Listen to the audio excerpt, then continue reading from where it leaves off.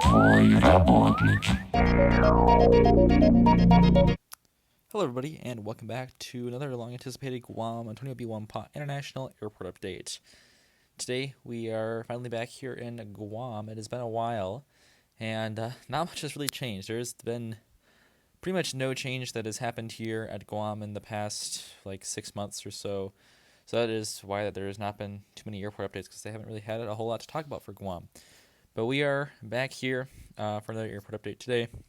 I figured I might as well do another one here, but I think it will be quite similar to the ones that we've seen not too long ago. But that is all right here, since it's just been such a long time. This airport update is more of most of our airport updates here at Guam, pretty much all of them, are like the nighttime arrivals. That's when most of the United flights come in, and also the international one. Well, I guess not international because it's U.S., but this 777 comes in from Honolulu. But we don't have that one. So these are the midday flights, I guess. So we'll get some more international carriers, but we don't have the United 777 today. But we'll still get on these aircraft here. Still have plenty of diverse fleet to get to in this update. Just no United 777.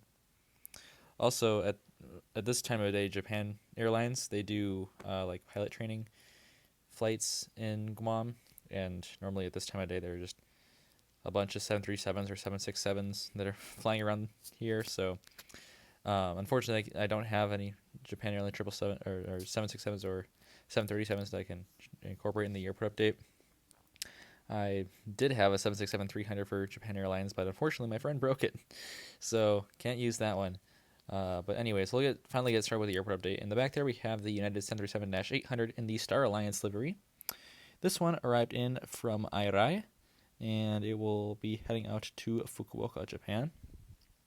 In the middle here, we have the 737-900. It's filling in for an 800. They only fly the 800s in the Pacific Islands here. United does, so these next two aircraft technically aren't realistic, but they'll still get the job done. Well, this one came in from Manila, and it'll be heading out to Saipan. And then finally, we have the Evo Blue 737-900, and this one is in from Yap, and will be heading out to Nagoya.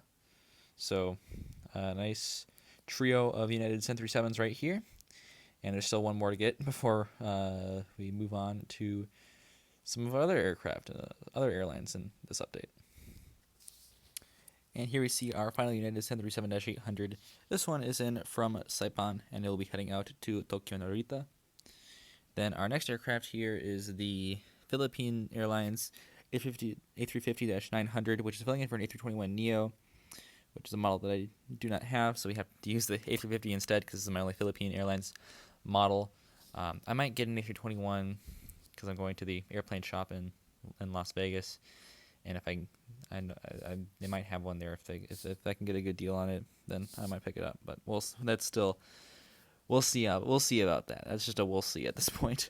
But this aircraft came in from Manila, of course, and it will be heading back out there on the turnaround. And now we move on to our Korean carriers. Beginning in the foreground there, we had the Korean Air 777-300ER. This one arrived in from Seoul Incheon, and it will be heading back out there on the turnaround. This is actually filling in for a 777-200, but I only have the 777-300 model, but it is close enough that it makes sense to substitute it out here. And so yeah, this model looking fantastic here. The second time, I think, or maybe the third time this has appeared in an airport update here. Love this model. Love the color on the Korean Air livery. Gemini did a great job on this one. I'm glad to feature it here in Guam.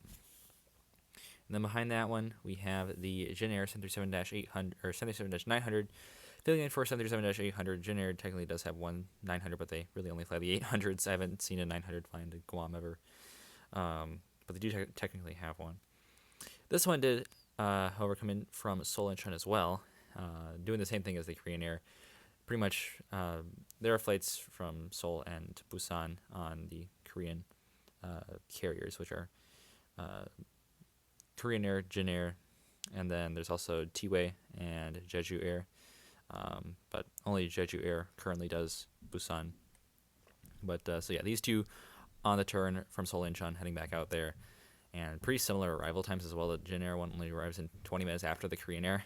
So that's pretty funny. But, I mean, there is enough demand on Guam just because it's cheaper to fly here than, to go to Hawaii or the continental United States. And it's still a pretty similar experience to going to continental United States. So it makes sense for tourists who want to go to the U.S. technically to come to Guam. So that's why Korean Air operates a lot of flights here. And that's why also United operates a lot of Japanese flights.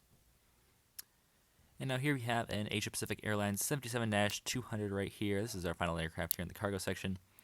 This one arrived in from Honolulu, Hawaii, of course, and it will be heading back out there. That is the only route that Asia Pacific Airlines currently operates out of Guam. They have operated Hong Kong in the past, but currently it's only Honolulu. But it is a consistent feature in these airport updates, and it's great to get it in here.